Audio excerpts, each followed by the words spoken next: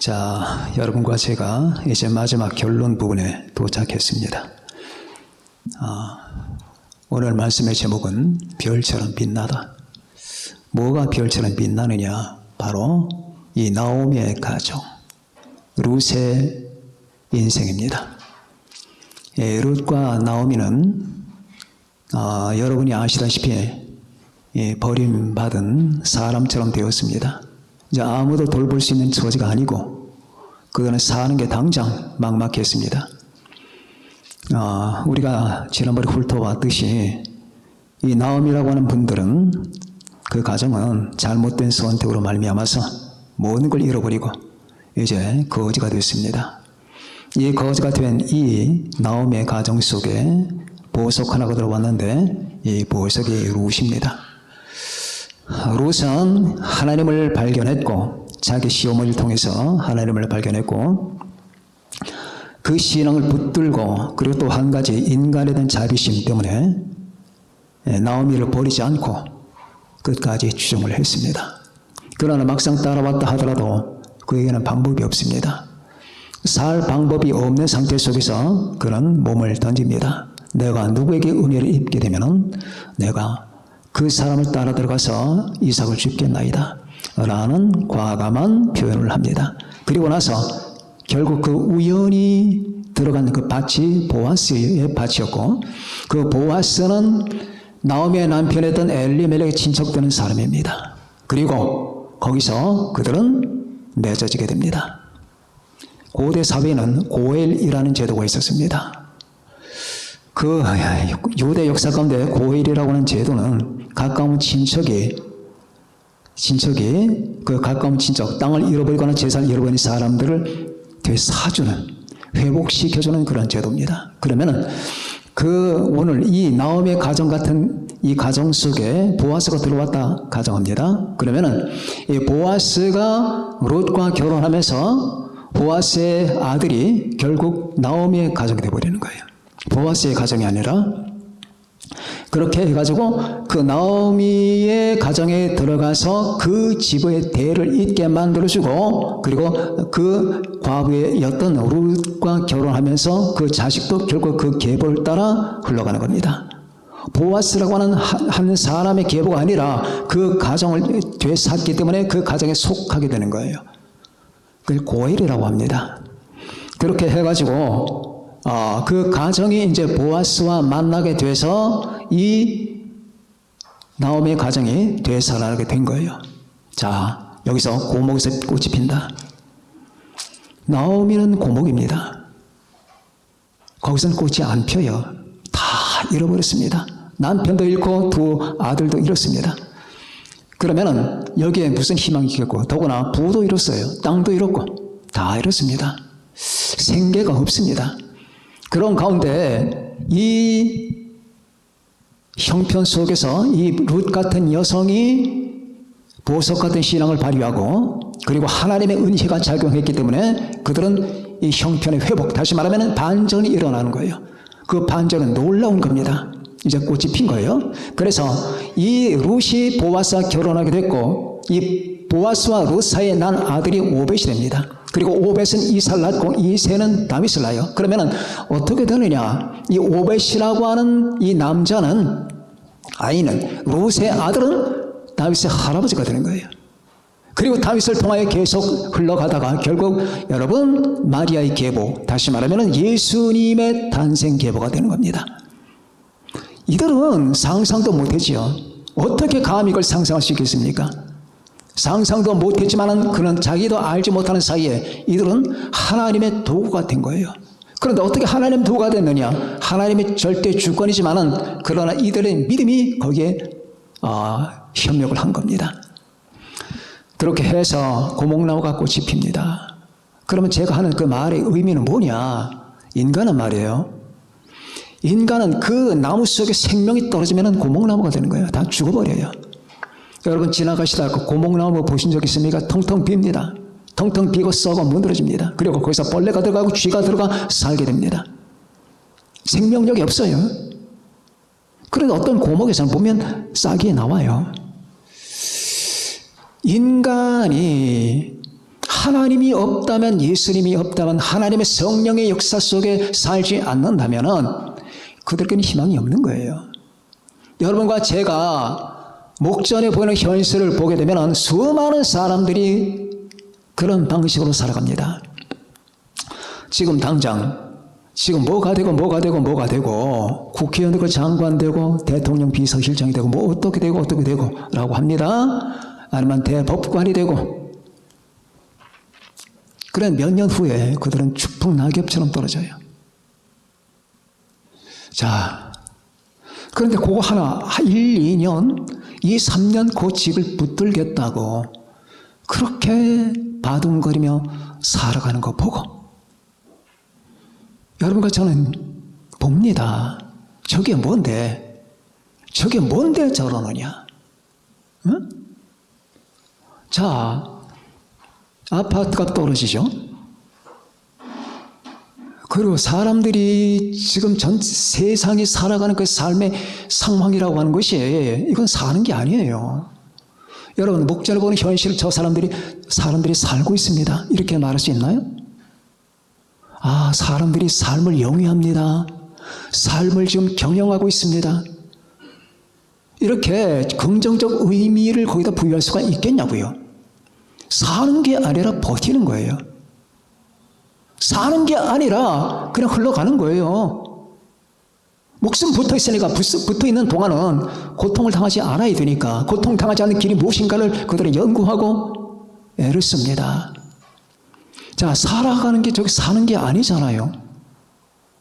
곳곳마다 이 모든 문제들이, 하나님은 여러분과 나에게 삶을 주셨어요. 하나님이 사람을 창조했잖아요. 사람이 삶이에요. 사람은 삶을 운영하는 존재란 뜻입니다.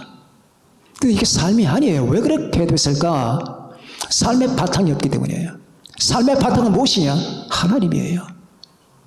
여러분과 나는 하나님을 바탕으로 해서 살아가는 거죠. 그래서 우리는 예수 그리스도만인 거예요. 예수 그리스도는 여러분의 바로 이 주소입니다. 나는 주님 안에 거하고 주님은 여러분 안에 거한다는 이 수 없는 말들이 뭘 의미하느냐? 내 삶의 거처는, 내 삶의 바탕은 바로 예수 그리스도 하나님이라는 그런 뜻이에요. 여기서 여러분과 저는 삼일체 하나님을 여러분 누리고 만나고 맛보며 살아가는 겁니다. 우리는 하나님을 맛보며 살아갑니다. 우리는 예수님을 맛보며 살아갑니다. 우리는 성령님을 맛보며 살아가요. 하나님을 알고 예수님을 알고 성령님을 아는 이 삶이 없는 삶을 삶이라고 할 수 있느냐? 하나님 없고 예수님 없고 성령님 없는 이 삶을 삶이라고 하느냐? 그건 버티는 거다. 그냥 꾸역꾸역이다. 그냥 쑤셔 넣는 거예요. 밥을 먹어야 되는데 밥을 음미하면서 먹잖아요. 근데 이 사람 밥 먹는 거 우리가 쑤셔 넣어, 입에다가. 뭐 자기가 뭘 먹는지조차 몰라. 이런 방식이 됐다 그 말이에요. 사람마다 얼굴에는 고통이 서리고 사람마다 삶의 그 모든 모습 속에는 회한이 있고 사람마다 살아가는 그 모든 것들이 괴로움이 가득합니다. 자, 그러니 그들은 그냥 고목이 되는 거예요. 이제 썩어 나가는 겁니다. 그렇잖아요? 다 썩어 나가는 거예요. 사는 게 재밌습니까? 라고 질문하면 재미? 그냥 죽지 못해 사는 거지. 사는 게 행복합니까? 이렇게 질문하면 행복이라니 그 16세기, 17세기 때 하는 말이지. 자, 그러나 여러분과 저는 어떤 경우에도 고목나무가 되면 안 됩니다. 거기에 생명이 들어오는 겁니다. 제가 말씀드렸죠. 구원은 삼위일체 하나님 안으로 들어오는 것이다. 예수 그리스도 안에 거하면서 예수님과 함께 삼위일체 성부, 성자, 성령 하나님 안으로 들어오는 이게 구원이고 이걸 생명이라고 한다. 구원이고 이걸 생명이라고 하고 그리고 그때 우리는 안식을 하는 것이다. 성경에 나오는 신약적 안식의 개념은 바로 구원이다. 예수 그리스도 안에서 하나님으로 들어오는 이것이 구원이고 생명이고 안식이다. 성경에서 나오는 안식 개념, 생명 개념 전부 이거예요. 우리는 영원한 생명을 가지고 있는 거예요. 자, 나이를 먹고 세월이 가도 변하지 아니하는 이 같은 금강석 같은 믿음을 가지고 변질되지 말고, 제가 말씀드렸듯이 믿음이 없다면 살아갈 방법이 없습니다. 젊은이들 잘 들으세요. 믿음이 없이는 못 살아갑니다. 목사님, 정말 그런가요? 우리는 사람이기 때문에 죽고 싶은 생각이 한두 번 들어요. 목사님, 그게 무슨 말씀이세요? 목사도 죽고 싶은 생각 가끔 들어요. 이게 안 들면 사람이 아니에요. 여러분도 자살하고 싶은 생각 한두 번 다 합니다. 죽고 싶다, 이런 생각 다 하는 거예요. 목사님, 그리스도 안에서 항상 기쁨이잖아요. 맞아요. 기쁨과 생명과. 그러나 사람이에요. 사람은 이 삶이란 무게가 너무나 무거워요. 이 무게를 감당하며 끝까지 간다는 사실은 보통 일이 아니에요. 저 도화 같은 아이가 태어났죠. 귀엽죠. 사랑스럽죠. 그래서 엄마 품에서 젖을 먹고 아빠의 사랑을 받으면서 살아갑니다. 그렇게 살아가면서 3살, 4살, 7살 됩니다. 7살 될 때 어떤 아이들은 유괴가 되고, 어떤 아이는 부모가 이혼을 해버리고, 아니면 그렇지 않다면 평탄한 가정에 들어가서 이제 학교 가서 공부를 합니다. 학원에 다니죠. 학원에 딱 들어가니까 이제 서로 간에 경쟁을 합니다. 학교에 들어가니까 네가 1등, 내가 1등, 이러가 성적, 엄마는 졸라대지 왜 그렇게 공부를 안 하느냐 하죠. 자, 그때부터 인생의 짐이 막 무거워지는 거예요. 그리고 사춘기가 됐습니다. 이제 이성을 생각합니다. 그리고 이성을 생각하다 보니까 이제 상대방을 생각하게 되고, 상대가 날 좋아하느냐 안 좋아하느냐 이게 고민하게 됩니다. 그래서 상대가 날 싫어했어요. 그때부터 또 살고 싶은 생각이 안 들어요. 죽고 싶어요. 서로 사랑하다가 한 사람이 변신했습니다. 자살하고 싶은 생각이 또 듭니다.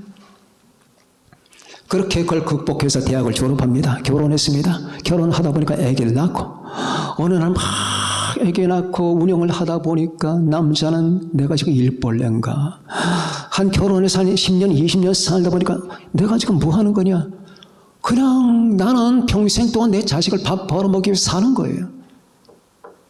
그때 한순간 머릿속에 확 지나갑니다. 차라리 안 태어났으면, 이런 생각 들죠. 자, 여자들은 그렇게 하다가 일을 하고 애기 키우고, 내가 애기 키우다 보니까 10년, 20년 그냥 날아가 버렸어. 내 건 없어. 물론 그렇게 키우는 재미도 있고 다 보람도 있겠지만, 자, 그러다가 애가 곧 교통사고를 당해서 차에 치입니다. 그럼 또 고통이 오죠. 사랑했던 내 남편이 죽었습니다. 또 고통이 오죠. 그렇지 않다 하더라도 살아가면서 수없는 우여곡절을 겪게 돼요. 진급에서 떨어지기도 하고, 하던 사업이 실패도 하고, 아니면 병에 걸리기도 하고, 몸이 이상해서 병원에 갔더니 암 진단을 받게 되고, 그리고 암 쑤시는 고통을 또 받게 되고, 그렇지 않다면 편안히 살다 보니까, 그렇게 이것저것 하다 보니까 살고 이사하고 돈 벌고 이사하고, 그래서 마음이 컬컬해서 한번 여행을 다녀옵니다. 여행을 다녀오니까 마음이 좀 시원해지는 것 같은데 거기 살 겁니까? 돌아와야죠. 다시 고무줄처럼 돌아와서 살다 보니까 또 똑같은 패턴이 이루어지게 됩니다.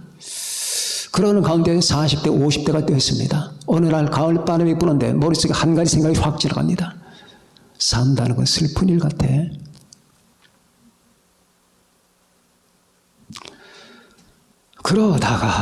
그러다가 자기 아내나 자기 남편이 죽습니다. 이제 혼자가 됐습니다. 나도 죽어야 되는데. 자, 이런 이 인생 과정을 다 지금 설명하는 겁니다. 그러다 60대가 됩니다. 70대가 됩니다. 온몸이 무너지게 됩니다. 다 헐어갑니다. 집이 오래되면 다 지붕 벗겨지고 껍질 벗겨지고 다 하잖아요. 페인트 벗겨지고.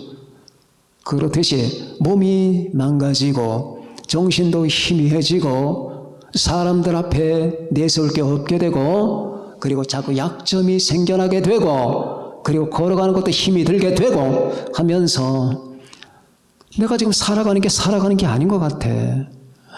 더 추한 모습 보이기 전에 죽고 싶다. 이런 생각을 한번 또 확 지나갑니다.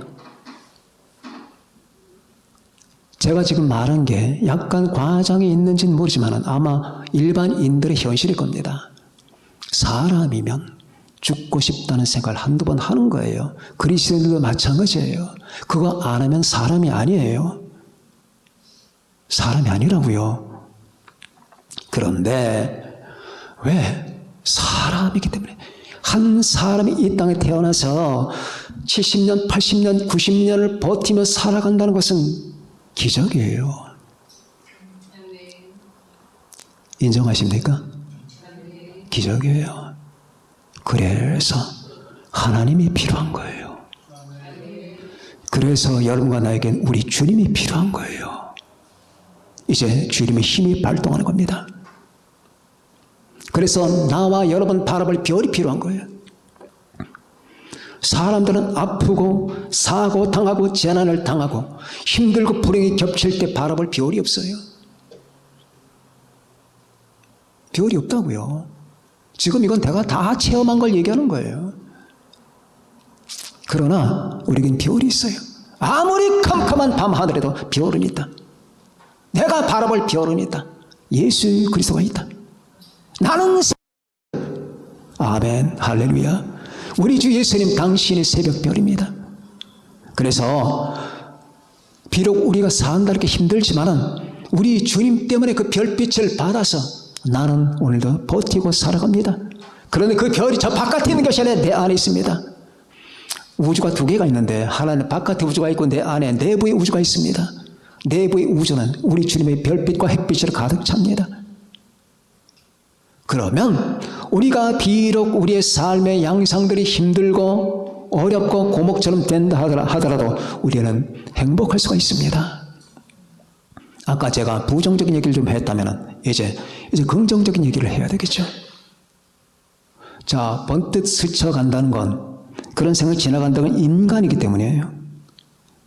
그런데 여러분은 인간이기보다 그리스도인이에요. 그렇죠? 그리스도인 안에는 그리스도가 있습니다. 성령님이 계십니다. 하나님 아버지가 날 지켜보고 움켜쥐고 있는 겁니다. 그렇기 때문에 그 생각들이 지나가지만 머물지를 못해요. 지나가는데 머물지를 못해. 그리고 상쇄시켜버립니다. 어떻게 상쇄하느냐? 예수 그리스도와 구원의 기쁨, 생명의 기쁨, 이게 나를, 여러분을 장악하는 거예요. 항상 기뻐하라, 쉬지 말고 기도하라, 범사에 감사하라. 이것이 그리스도 예수 안에서 너희를 향하신 하나님의 뜻이니라.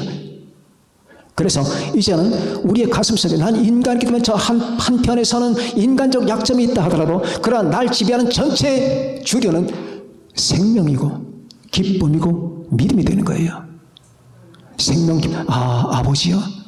자, 그러면 우리가 이렇게 생각합니다. 왜 내가 한 인간으로서 평생 살아가는데 죽고 싶다는 생각을 한두 번 다 하느냐? 이것이 인간이기 때문이다. 그런데 이걸 못 경험한 사람은 이 구원의 기쁨을 몰라요. 이 반대편에 있는 하나님의 은혜가 얼마나 큰지를 몰라요.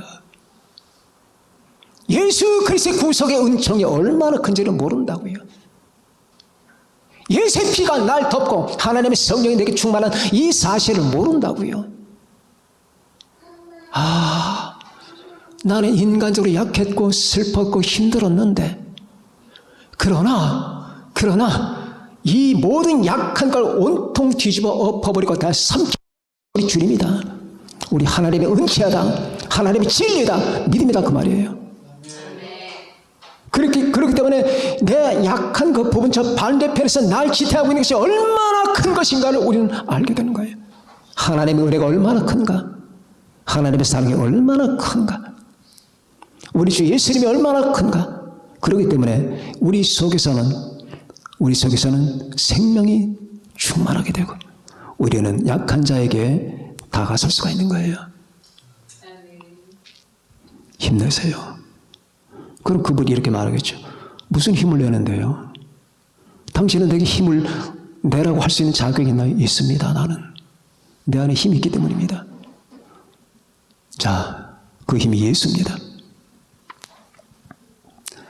오늘 이 두 여인. 자, 나오미도 고목이었어요. 룻도 고목이었습니다. 보아스도 고목입니다. 보아스는 룻의 아버지 뻘 되는 사람이지만 아직 미혼이에요. 그러니까 후손이 없어요. 희망이 없는 거죠, 고대 사회에서는. 근데 이 세 사람 모두를 살리는 거예요, 하나님. 야, 놀랍죠? 세 사람 모두가 다 자빠질 뻔했는데 세 사람 모두를 살리는데 이 기적적 방법을 하나님만이 구사하는 거예요. 아, 진짜 놀랍다. 하나님의 솜씨가 진짜 놀라운 거예요. 하나님이 한 사람을 사랑하잖아요. 하나님이 여러분 한 사람 한 사람을 다 사랑하시면 여러분에게 향하신 하나님의 이 솜씨는 놀라운 거예요. 하나님을 사랑하는 자, 곧 그의 뜻대로 부르심을 입은 자들에게는 모든 것이 합력하여 선을 이루느니라. 놀라운 겁니다. 그렇기 때문에 감히 자단하지 마세요. 나는 이렇게 될 것이다. 당신은 당신의 것이 아니에요. 당신은 당신의 것이 아니라고요. 당신을 주관하시는 분은 하나님과 예수님이에요. 그렇기 때문에 순간순간 내가 슬프고 힘들고 정말 이럴 바에 죽는 게 낫다는 인간적 생각 저 뒤편 한 구석에서 흑점처럼 솟아오르지만 그것은 지나가는 겁니다. 인간이기 때문에. 그러나 그 이 흑점을 집어삼키는 힘이 있는 거예요. 그게 하나님의 은혜입니다. 은혜 안에 서세요. 믿으세요. 믿음이 없이는 하나님을 기쁘시게 하지 못하나니 하나님께 나아가는 자는 반드시 그가 계신 것과 또한 그가 자기를 찾는 자들에게 상 주시는 이심을 믿어야 할지니라. 고목에서 꽃이 피는 여러분 개인과 여러분 가정이 되시길 바랍니다. 여러분 가정 잘 관리해야 됩니다. 이 말세에는 말이에요, 가정 빠개지는 세대예요. 그래서 말라기를 보면 그런 말을 합니다. 내가 내 선지자를 보낼 텐데 그가 와서 너희들의 자식들의 마음을 아비에게, 아비의 마음을 자식에게 돌이키게 하리라. 왜? 가정이 다 분열되기 때문이에요. 깨져버리고 구석이 망가져. 지금은 자식이 부모 보기를 닭 보듯 하잖아요. 소가 닭 보듯 하잖아요.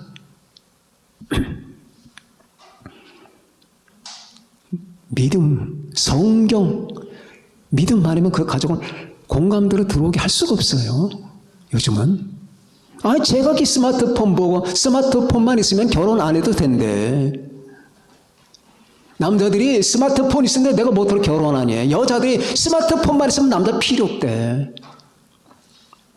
이런 시대가 됐는데 그건 공감이 아니에요. 인간을 해체시키는 겁니다. 성경 안에, 믿음 안에, 예수 안에입니다. 두 번째로 그리스도의 통로가 되다.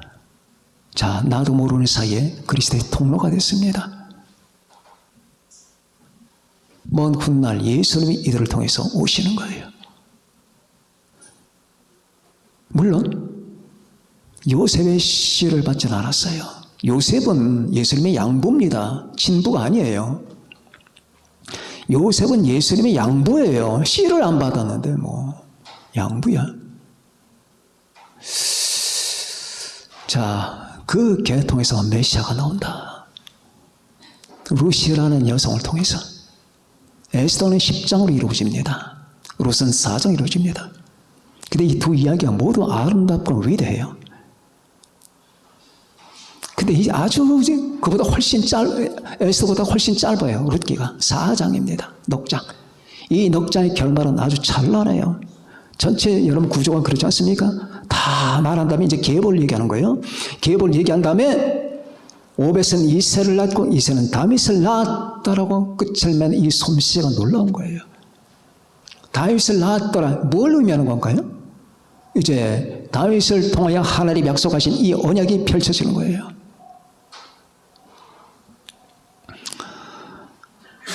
여러분과 제가 그리고 여러분의 가정이 그리스도를 전하는 통로가 되어야 되겠습니다.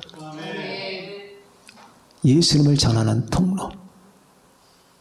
남들이 여러분을 봤을 때, 자, 이 집사님을 봤을 때, 용란 집사님을 봤을 때, 금연 집사님을 봤을 때, 어디서 많이 봤는데 저 분위기가 저게 성경의 분위기다. 저 예수님 분위기다. 이렇게 말해야 됩니다.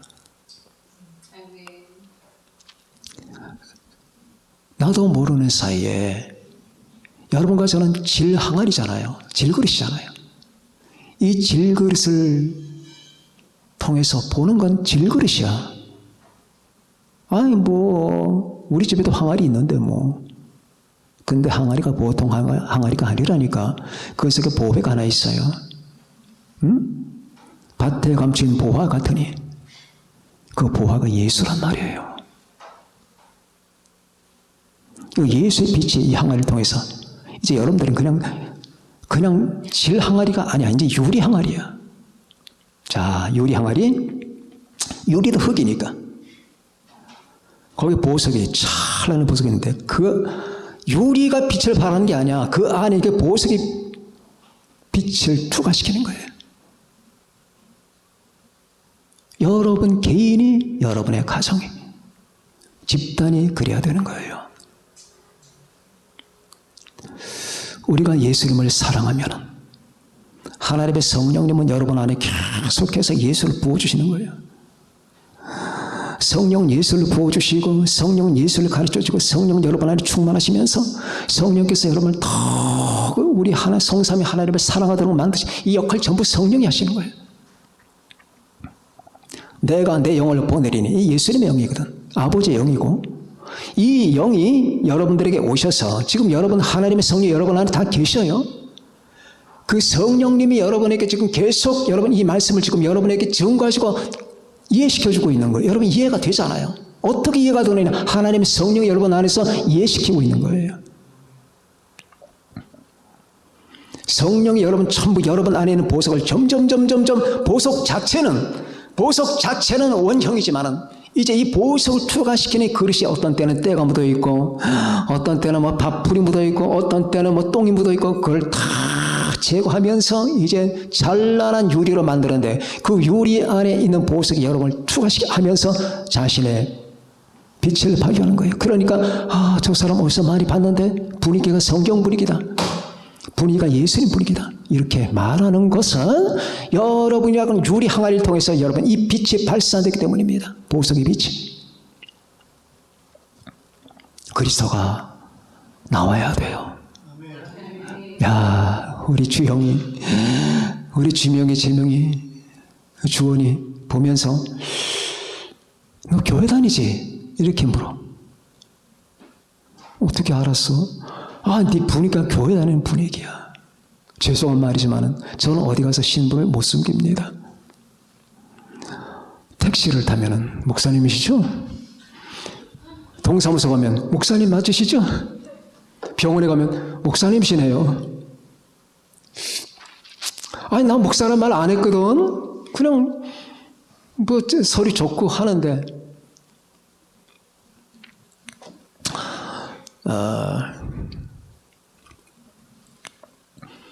두 과학자가 있습니다. 한 과학자는 스티븐 호킹이고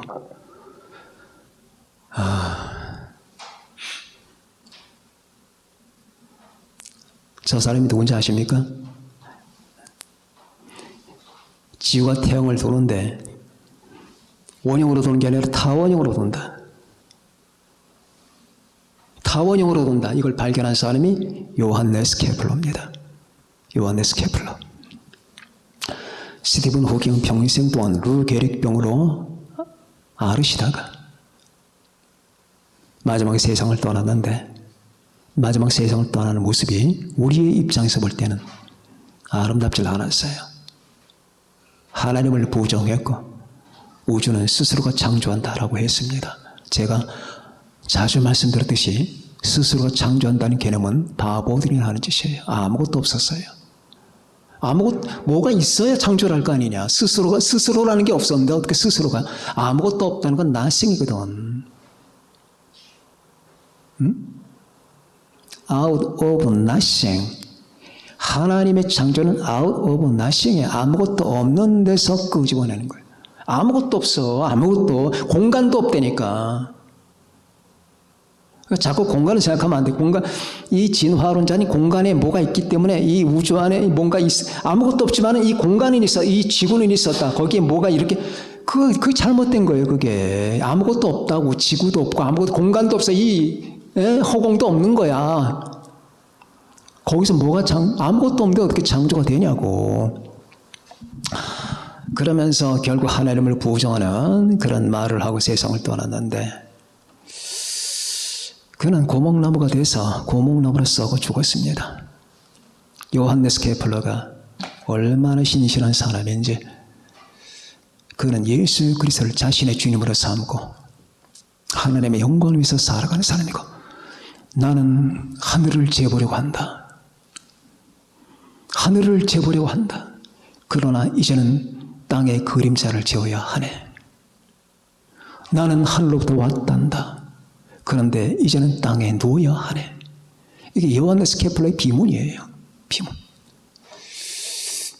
그러면서 죽을 때에 임종시에 도나우오 목사님이 찾아갔습니다. 케플러 선생님, 당신은 지금 임종을 하시는데 혹시 소망이라는 게 있습니까? 있죠. 소망의 근거를 어디다 두십니까? 예수 그리스도와 그가 날 위해서 하신 일에 둡니다. 자, 이렇게 말합니다. 예수 그리스도와 그가 하신 일이 뭡니까? 십자가에 죽으셔서 부활하시고 승천하시고 날 데리러 오신 주님의 그 구속 사역, 복음 사역을 얘기하는 거예요. 여러분, 추하게 늙으면 안 돼요. 추하게 늙는다는 게 뭔 줄 아십니까? 하나님 없이 늙는 거예요. 예수님 없이 늙는 거예요. 그 안에 하나님의 성령이 없는 상태에서 늙어가는 모습을 보라고. 저는 요즘에 참 가슴 아픈 일이 뭐냐 하면은 하루에 한두 건씩 사람 찾는 문자가 뜨죠. 그죠? 뭐 남동구 어디서 87세, 67세, 어떤 데 57세, 어떤 데 47세. 사람을 찾아. 이런 사람 발견했으면 상의는 무슨 색깔, 신발은 무슨 색깔, 하의는 무슨 색깔, 신고 좀 해주세요. 이들 다 어떻게 되는 겁니까? 그래서 저는 볼 때마다 하나님, 이 사람 찾아주세요.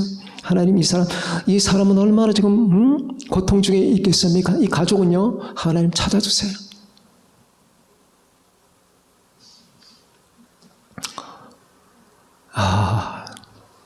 어떻게, 그러니까 말이야, 아까 제가 했던 말. 이런 분들이 이렇게 되기 전에 이런 생각 안 했겠습니까? 그냥 죽고 싶다. 이렇게 추하게 늙어가느니 죽고 싶다. 이런 생각 왜 안 하겠습니까? 이게 사람이라 그 말이에요. 저보다도 훨씬 어린 사람들이 그렇게 40 몇 세, 50 몇 세, 60 몇 세.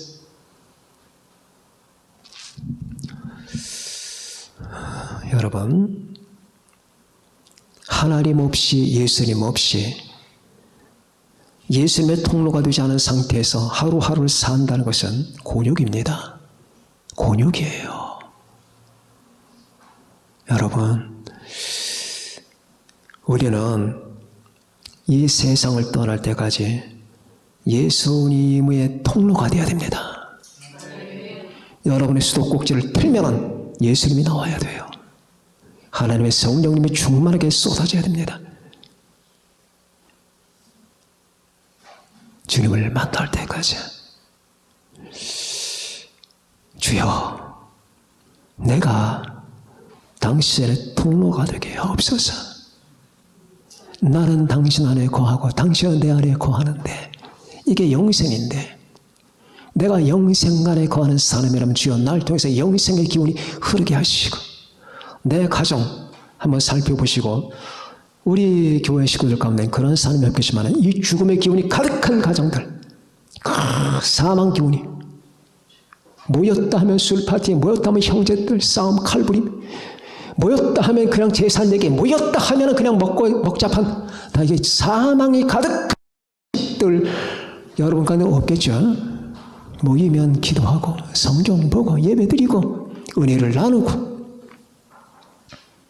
밤이 되면 각자 다 들어가서 침대 밑에서 기도하고 우리 주님을 만나고 묵상하고 그리고 다음날 다시 모여서 여러분 이제 서로 간에 힘을 얻어서 다시 출발하고 다음날 다시 모여서 기도하고 이게 얼마나 아름다운 가정이에요. 그래야지 가정이 지켜지는 거예요. 주님을 나타내고 주님을 증거하는 너희는 나의 증인이라고 했습니다. 우리 모두 다 주님의 증인이 되는 여러분과 제가 되십시다. 오늘 이 말씀처럼 룻이 자기도 모르는 사이에 예수 그리스도의 통로가 되었듯이 여러분과 저도 우리 주님을 나타내고 증명하고 영화롭게 하는 통로가 되시기를 예수님의 이름으로 축원합니다. 기도하시겠습니다.